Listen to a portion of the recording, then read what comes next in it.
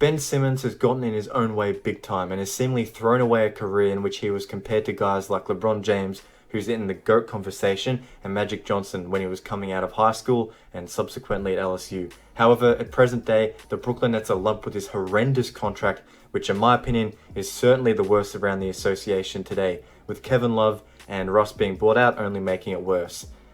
His rookie extension deal worth $177.2 million that was going to be 5 years long started in season 2020-2021, and by the time this season ends, the Nets will still be on the hook for $78.2 million over the next 2 years, which has completely derailed any future flexibility the Nets would have wanted over the next few years, especially after having traded KD and Kyrie. So it's extremely below par play and continual stubbornness and difficulties contributing on a modern NBA floor makes him incredibly overpaid.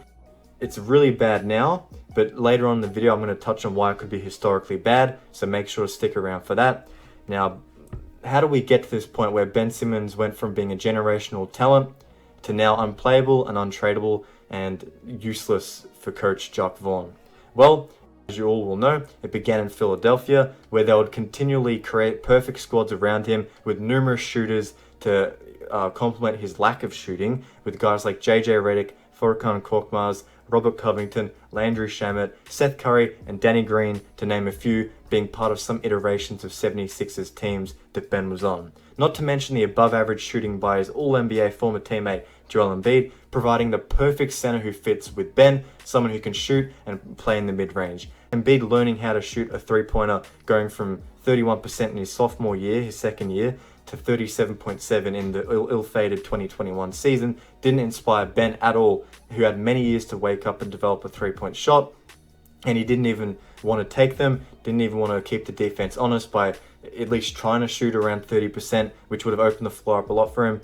And instead of any changes to Ben's game, which anyone could have saw needed to happen, we got a well-documented meltdown, which occurred with Ben unfortunately missing a crazy 10 free throws in Game 5, where if he makes even 5 more, they would win and none of this would have happened. And then to follow it up, he would shoot 14 shots in the last games 5, 6, and 7 as a massive piece on the team. And then he would obviously, as you all know, pass up the dunk against Trae Young, tossing it to Matisse Thybulle, who would be fouled in an embarrassing loss.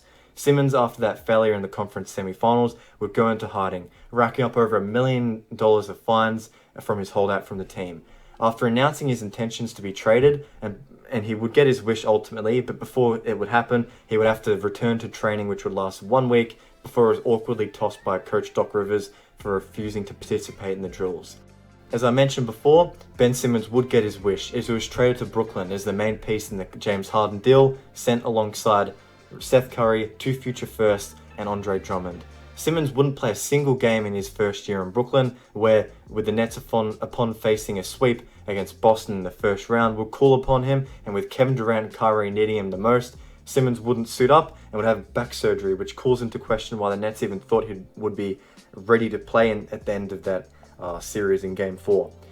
To the present day, where now Ben Simmons is having an incredibly unspectacular season, where he's averaging just 7 points, 6 boards, and 6 assists, with a historically bad 43% from the free throw line, capping off his downfall.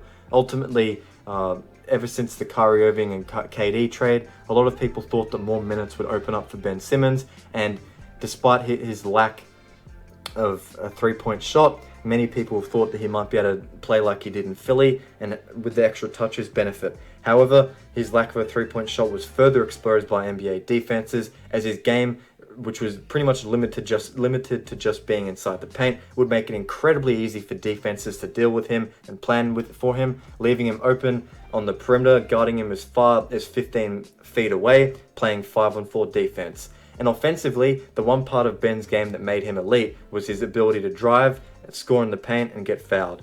He's now agitatedly shooting only 1.4 free throws a game, which is a third of his previous career low of 4.2 in his rookie year, which has quite clearly been a result of the mental impacts of such a meltdown in the playoffs just 2 years ago when he was being deliberately fouled by Atlanta.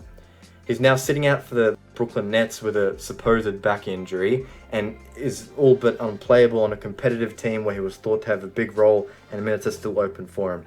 With guys like Daron Sharp and Yuta Watanabe being put ahead of him in the center rotation. And as Ben can't shoot, quite simply in the modern NBA, he will never really have success, and that'll be his biggest downfall until he even develops a mid-range game, let alone a three-pointer. And when Jacques Vaughn tried to get creative with Ben Simmons at center, a position which you can probably get away with not being an elite shooter at or being a capable shooter at, it didn't work whatsoever, which is a major problem for Ben Simmons' future in the NBA. Now, as I was saying at the start of the video, I'd also go as far as to say is this Ben Simmons deal has the potential to be one of the worst NBA contracts ever. It's got all the makings of a historically bad deal. Injury and availability issues, a crazy high amount of money, which is way more than he's even worth, even if he rebounds to say come back and average 12, 7, and 7. He's untradeable for the Nets. That's also another factor. They're kind of stuck with him unless they want to pay an exorbitant amount of first rounders to get rid of him. And remember, historically bad deals aren't always like Chandler Parsons' one. Remember in 2007 when Rashard Lewis got $118 million over 6 years, but still had decent productivity. Players that are good can be paid like they're superstars, and it shows. Ben Simmons still has $78.2 million ahead of him, and we've only seen him play 100 times in the last 3 seasons in the regular season. I do want you guys to let me know what you think about that comment. This is kind of a hot take for the video. It is definitely one of the worst deals ever, and at least has the potential to be so.